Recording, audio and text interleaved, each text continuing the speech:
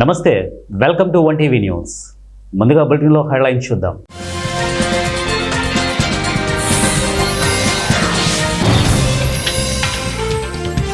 వారిద్దరినీ కలపడం చాలా కష్టమైన పని, ట్రంప్.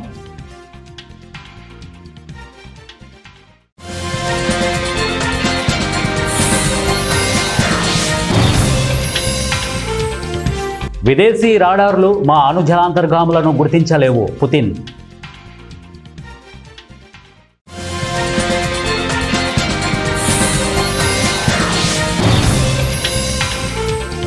కేజ్రీవాల్ రాజీనామా చేసుంటే ఇప్పుడు బిల్లు వచ్చేది కాదు, కేంద్ర మంత్రి అమిత్ షా.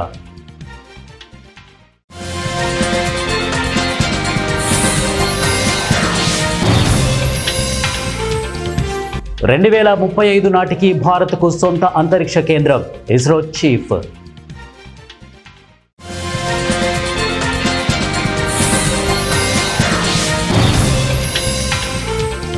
విలువలతో కూడిన రాజకీయాలకు నిలువుటద్దం, సురవరం సుధాకర్ రెడ్డి, కేటీఆర్.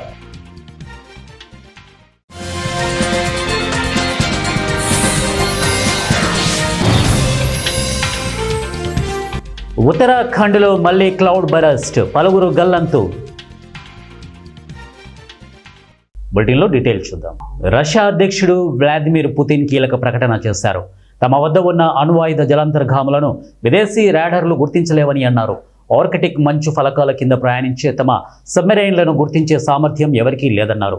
సరోవ్లో జరిగిన కార్యక్రమంలో న్యూక్లియర్ సెక్టర్ వర్కర్లతో మాట్లాడారు. రష్యా రక్షణ అంశంలో ఆర్కిటిక్ ప్రాంతం అత్యంత కీలకమైందని పుతిన్ పేర్కొన్నారు. తమ వద్ద ఉన్న వ్యూహాత్మక న్యూక్లియర్ సబ్మెరైన్లు ఆర్కిటిక్ ఐస్ కిందకు కూడా వెళ్ళగలవని, అవి రేడార్ల నుంచి తప్పించుకుంటాయని, ఇది తమ మిలిటరీ సాధించిన ఘనత అని పుతిన్ అన్నారు.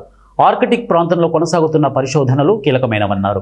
అయితే ఆర్కిటిక్లో మంచు కరుగుతున్న కారణంగా షిప్పింగ్ రూట్లు ఇప్పుడు మరింత ఎక్కువ యాక్సెస్లోకి వచ్చినట్లు ఆయన చెప్పారు. చాలా వరకు దేశాలు ఇప్పుడు ఆర్కిటిక్ దారిని వాడాలని చూస్తున్నాయని, అలాంటి సమయంలో తమకు అడ్వాంటేజ్ అవుతుందని ఆయన అన్నారు. అణ్వాయుధ సామర్థ్యం కలిగిన ఐస్ బ్రేకర్ సబ్మెరైన్లు రష్యా వద్దే ఉన్నాయి.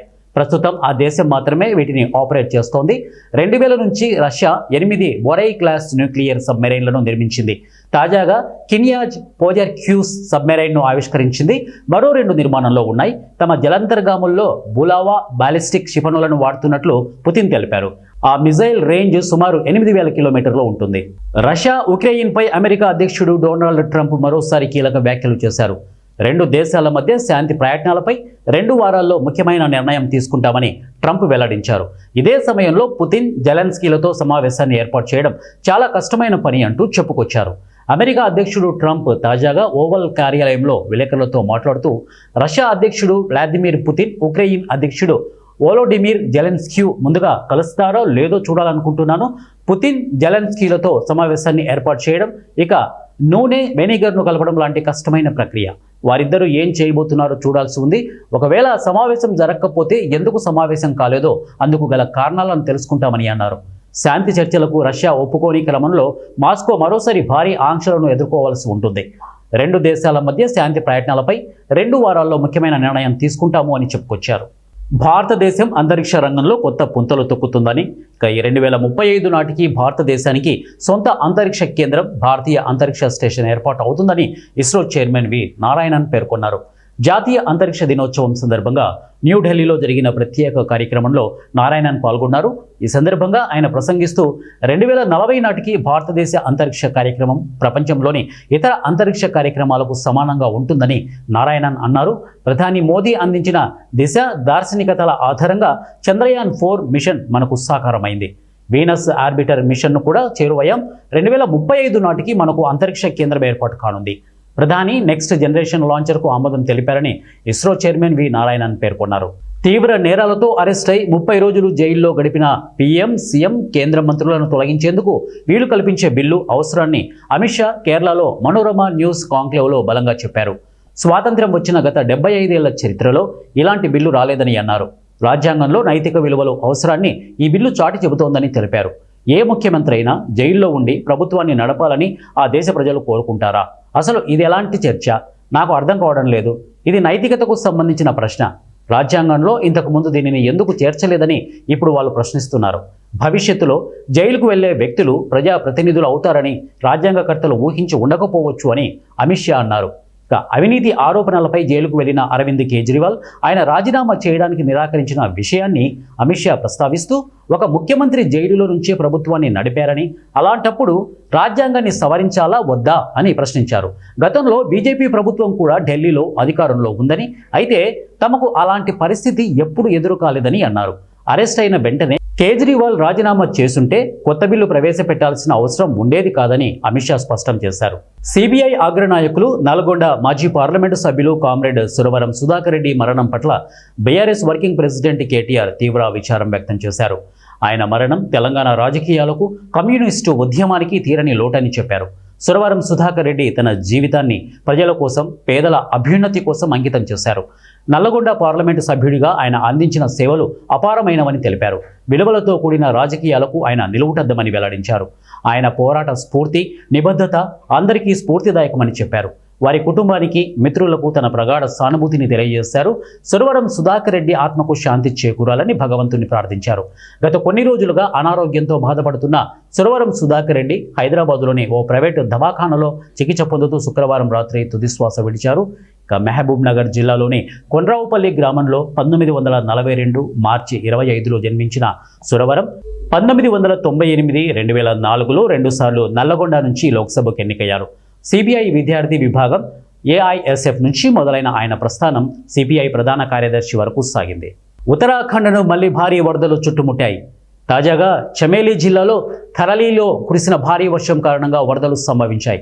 ఫలితంగా అనేక నివాస ప్రాంతాలను వరద నీరు ముంచెత్తింది. లెక్కలేనన్ని వాహనాలు వరదలో కూరుకుపోయాయి. విద్యాసంస్థలను మూసివేశారు.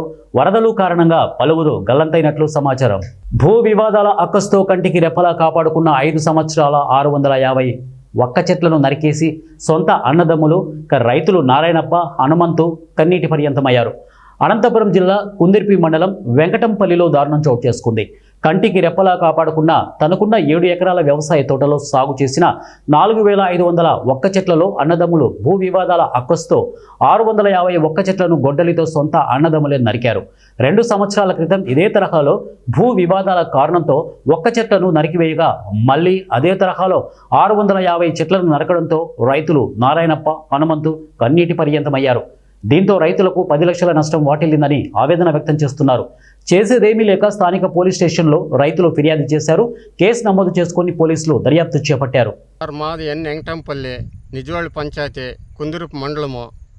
దయచేసి మేము ఏం చేస్తాం, నారాయణప్ప, నా పేరు నారాయణప్ప సార్. అది దానికోసము మాకు చాలా నష్టపోయింది సార్. అప్పుడా సంవత్సరం చెట్లు అప్పుడా కొట్టేశారు సార్. అప్పుడ పోతే పోనీలే అని కర్ణాటక వాళ్ళని పిలుచుకొచ్చి ఆ చెట్లన్నీ మాఫీ చేశారు సార్. అప్పుడు పోతే పోనీలే అని తీసుకొచ్చి పెడితే అవి కూడా నష్టం చేశారు సార్. 600 చెట్లు అవి పోతే పోనీలే అంటే నన్ను ఊరికే ఉంటాయి సార్. ఇవి పెద్ద చెట్లు, ఇవి పంటకొచ్చిండేవి. 5 ఏండ్లో పెంచిండే చెట్లని వాళ్ళు 10 లక్షలు కడుగుతారు సార్ చెట్లు. అవి పంట కొడితే అట్లా ఆ చెట్లని ఈ పొద్దు నాశనం చేసి ఇచ్చేసినాడు సార్. మా చెట్లని ఇచ్చేసి మాకేమో దయచేసి ఇచ్చేయాలా. వాడు చాలా పగబట్టి మాకు ఈ పని చేస్తూ ఉన్నాడు సార్.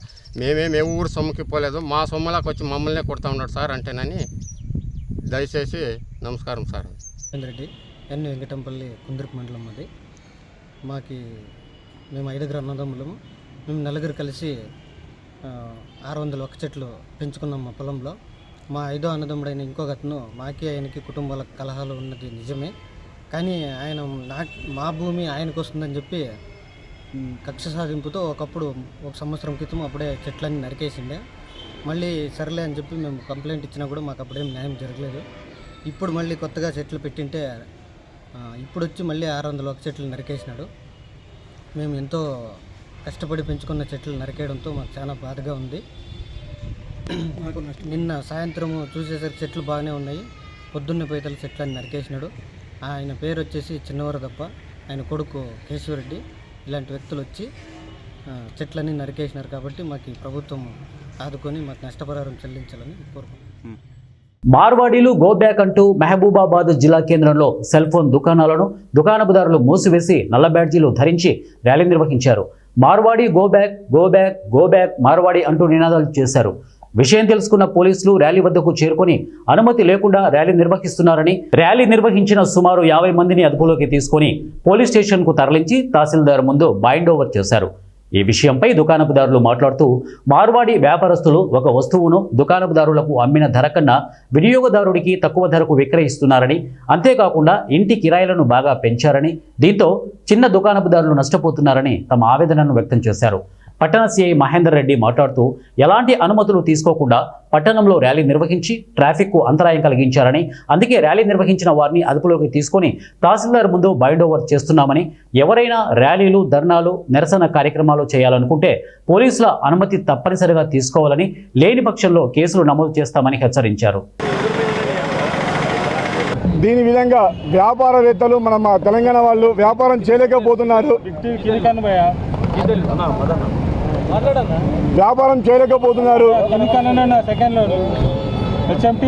మనకు ఇచ్చే వస్తువు 10 రూపాయలు, మన కాంచి వెళ్ళే కస్టమర్లకు వాళ్ళు 5 రూపాయలకి వేయడం జరుగుతుంది. మనం లక్షలకు కిరాయి కట్టుకుంటూ ఉంటున్నాము. వాళ్ళు ఎక్కడో ఒక 6 నెలలు 3 నెలలు ఉంటూ 10,000 రూపాయల రెంటుని 20,000 50,000 చేస్తూ ఉన్నారు. వాళ్ళు మరి పర్మనెంట్గా ఉంటున్నారా అంటే ఉండట్లేదు.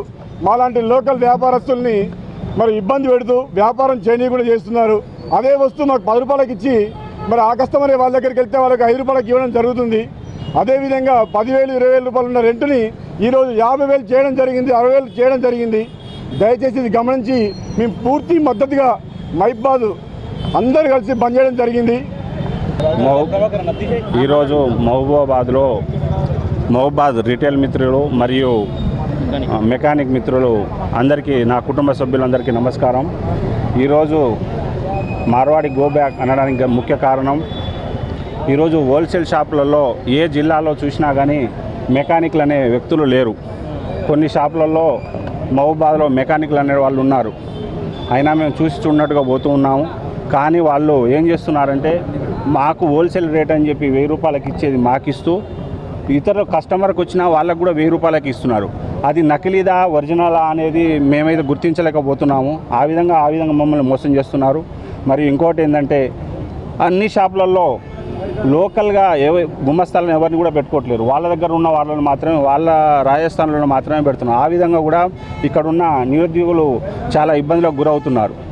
మరియు వాళ్ళ వల్ల మాకు ముఖ్యంగా రెంట్ల ప్రాబ్లం అయితే చాలా ఎక్కువగా ఉంది. కాబట్టి ప్రభుత్వం గుర్తించి మా వైపు నుంచి సహకారం చేయాలి, వాళ్ళను ఇక్కడ నుంచి తొలగించేలా ప్రయత్నం చేయాలని మేము మీడియా ముఖంగా కోరుతున్నాం. ఈరోజు మహబూబాబాద్ పట్టణ పోలీస్ స్టేషన్ పరిధిలో ఎలాంటి అనుమతి లేకుండా కొంతమంది వ్యక్తులు బైక్ మీద ర్యాలీలాగా బయలుదేరి నినాదాలు చేసుకుంటూ వాళ్ళు రోడ్డు మీద ట్రాఫిక్ ఇబ్బంది కలిగించే విధంగా, అదేవిధంగా ఎలాంటి నియమాలు పాటించకుండా అనుమతి లేకుండా రోడ్డు మీద వెళ్తూ వారు నెహ్రూ సెంటర్లో ర్యాలీ ఆపి అక్కడ ఉన్న సమయంలో మేము వెళ్ళి వాళ్ళను ప్రివెంటివ్ కస్టడీ తీసుకోవడం జరిగింది. ముఖ్యంగా ఎవరైనా సరే వారికి ఏదైనా సబ్జెక్టు సంబంధించి వాళ్ళు ర్యాలీ తీయాలనుకున్నా సరే, సమావేశం పెట్టాలనుకున్నా సరే ఖచ్చితంగా ముందస్తు అనుమతి పోలీసుల నుంచి తీసుకోవాల్సి ఉంటుంది. అలాంటి అనుమతి లేకుండా వాళ్ళు బైక్ ర్యాలీ తీసి వాళ్ళు అందరూ రోడ్డు మీద నినాదాలు చేసుకుంటూ వెళ్ళినందుకు వాళ్ళందరినీ ప్రివెంటివ్ కస్టడీ తీసుకొని ఈరోజు తహసీల్దార్ గారి ముందు బైండర్ కూడా చేయడం జరుగుతుంది.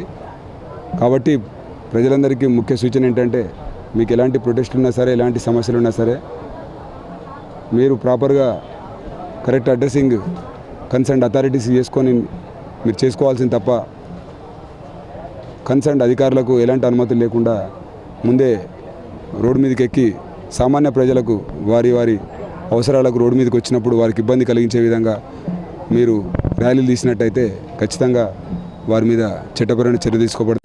గత వైసీపీ ప్రభుత్వంలో కొందరు అక్రమార్కులు ఫేక్ సర్టిఫికేట్ సృష్టించి వికలాంగ పెన్షన్లు తీసుకుంటూ పబ్బం గడిపిన వారిని ఏరివేసేందుకు కూటమి ప్రభుత్వం చర్యలు చేపట్టింది.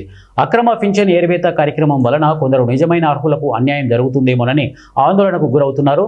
మంత్రాలయం నియోజకవర్గంలోని కౌతాలం మండలం గుడికంబాలి గ్రామానికి చెందిన నాగమ్మ అనిమేష్లకు పుట్టుకతోనే చూపు లేదు.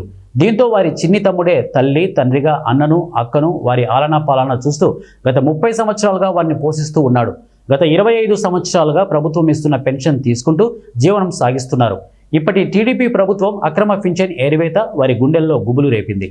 గతంలో కౌతాలం మండలం టీడీపీ సీనియర్ నాయకులు గోతులదొడ్డి ఉలిగయ్య తమకు 25 సంవత్సరాల క్రితమే పింఛన్ వచ్చేలా చేశాడని, అప్పటి నుంచి పింఛన్ తీసుకుంటున్నామని వారు అన్నారు.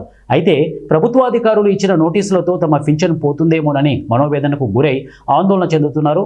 తమ పని తాము చేసుకోలేని స్థితిలో ఉన్న మాకు పింఛన్ తీసివేస్తే చాలా ఇబ్బందులు ఎదుర్కొంటామని ముఖ్యమంత్రి చంద్రబాబు నాయుడు తమ పింఛన్ తీసివేయకుండా ఆదుకోవాలని వారు కోరుతున్నారు. మాకు 70 రూపాయలు ఉంటూ వస్తుంది సార్ పింఛను. మాకు గోసలదొడ్డి ఉలిగయ్య పెండ్లము ఇది మండల ప్రెసిడెంట్ అయ్యా ఆయమ్మ ఇండక సార్. అప్పుడు మేము చిన్న పిల్లలు ఉంటాం సార్. చిన్న పిల్లలు ఉంటే వీళ్ళ ఏడ ఆడకని తిన్నకి అది ఇది లేదు కదా అని ఆయమ్మ మేము చిన్న పిల్లలు ఉన్నప్పుడే మాకు ఆయమ్మ పింఛన్ చేసింది సార్. ఎందుకోసం చేసింది పింఛన్ నీకు? మాకు కండ్లు లేవని చేసింది సార్. మాకుగానే కండ్లు లేవు కదా సార్, మేము ఎక్కడ పోతుండలేదు, వాళ్ళే చేశారు సార్. పింఛన్ మాకు 70 రూపాయలు ఉంటే వస్తుంది సార్. ఎన్ని సంవత్సరాలు తెలీదు. కౌతాళము గుడికంబాలి సార్. మాకు 70 రూపాయలు ఉంటే వస్తుండే సార్. 20 సంవత్సరాలు ఏదో మరి ఎంత ఏదో తెలీదు. అప్పటి నుండి మాకు కొండలు లేవు కదా సార్, వస్తుంది సంబళం మాకు. ఇప్పుడు మాకు కట్ అయ్యేది సార్. మాకు తల్లిదండ్రులు లేదు సారు. మాకు పింఛన్లో మాకు ఇద్దరికి అన్న చెల్లెలు మా అక్క తమ్ముడు ఉండాం సారు. మాకు అసలు పింఛనే కట్ అయింది సారు. మాకు ఇప్పుడు అది వస్తే మాకు ఆధారము లేకుంటే లేదు సారు. మాకు ఇట్లే పక్కలో ఉన్నవాళ్ళని ఒక తమ్ముడు ఉన్నాడు సారు, వాళ్ళే మమ్మల్ని చూసుకుంటున్నారు సారు. ఇప్పుడు అది గుణాకి మాకు లేకున్నట్లుంటే మేము ఎట్లా సారు? చంద్రబాబు నాయుడు మీరంతా మాకు ఇట్లా చేసి మాకు ఎట్లన్నా వచ్చేటట్లా చేయండి సారు. కడుపు కట్టద్దండి సారు. మాకు పింఛన్ వచ్చేటట్లోటే చేయండి. మీ దిక్కు నుండి ఆధార్ సారు. చంద్రబాబు నాయుడు మీకు నమస్కారాలు సారు. మా ఆటికి పోయేవారు లేదు, వచ్చేది లేదు. మాకు పుట్టుతా కొండలు లేవు, తల్లి లేదు, తండ్రి లేదు సారు. మాకే మీరే మాకు ఒక దేవుడు ఉన్నట్ల.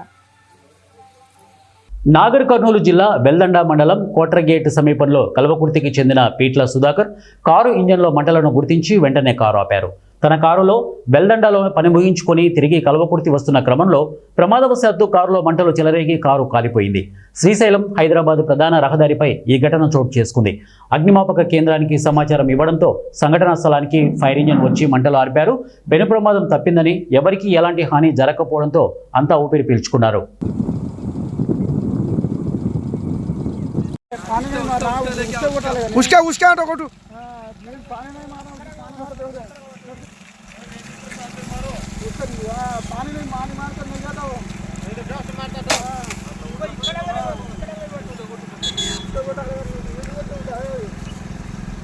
భారత్ సంచార నిగమ్ లిమిటెడ్ సంస్థ వినియోగదారుల సౌకర్యార్థం అందుబాటులో విశిష్టమైన సేవలు టెలికాం రంగంలో అందిస్తున్నామని BSNL general manager L Srinu తెలిపారు.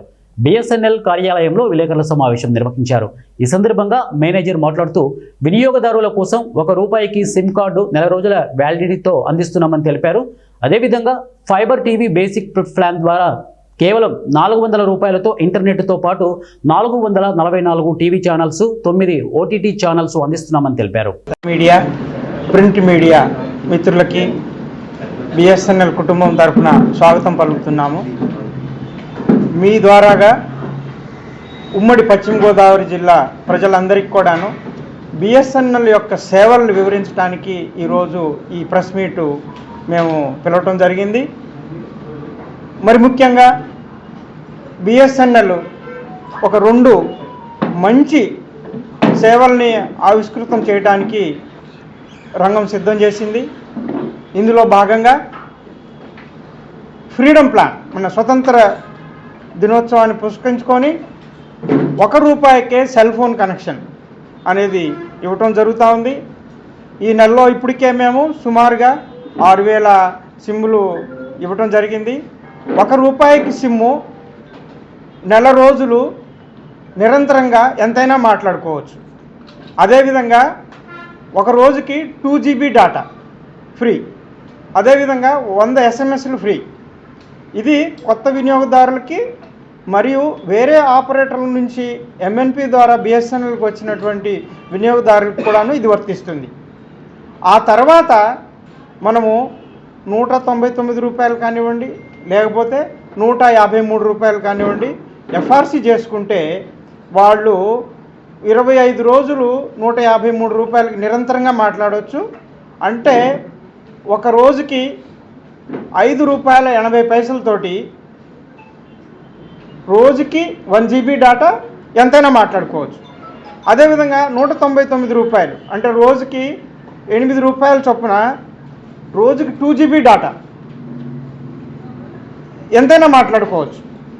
అదేవిధంగా 100 SMSలు ఒక నెల రోజులు నిరంతరంగా మాట్లాడుకోవచ్చు. అంటే మనము బజార్కి వెళ్ళి ఒక టీ తాగితే ₹10 అవుతుంది.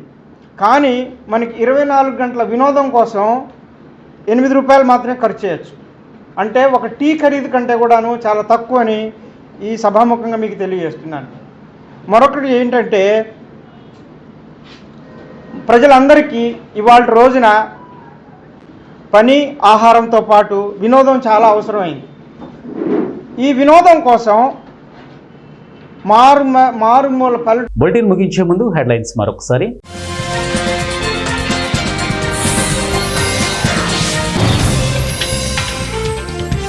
వారిద్దరినీ కలపడం చాలా కష్టమైన పని, ట్రంప్.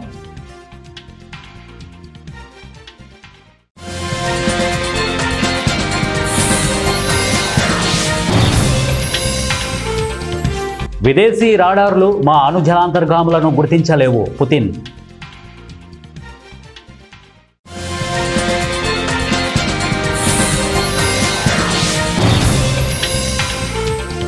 కేజ్రీవాల్ రాజీనామా చేసుంటే ఇప్పుడు బిల్లు వచ్చేది కాదు, కేంద్ర మంత్రి అమిత్ షా.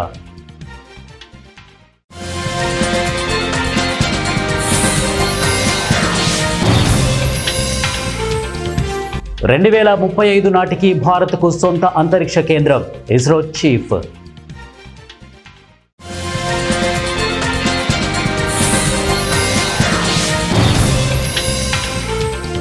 విలువలతో కూడిన రాజకీయాలకు నిలువుటద్దం, సురవరం సుధాకర్ రెడ్డి, కేటీఆర్.